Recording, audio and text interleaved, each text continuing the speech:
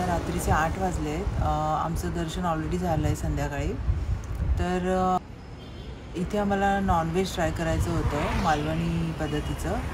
तर आम्ही थोडं एक्सप्लोअर केलं, गुगल केलं आणि मग एक हॉटेल मिळालं. हॉटेलचं नाव आहे वामन. हे चांगलं होतं. खूप म्हणजे गर्दी पण होती. आम्हाला थांबावं लागलं बाहेर.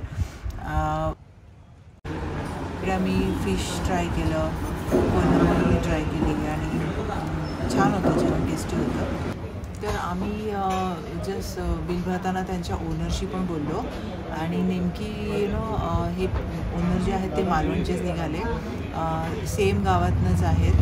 त्यामुळे चांगलं वाटलं भेटून.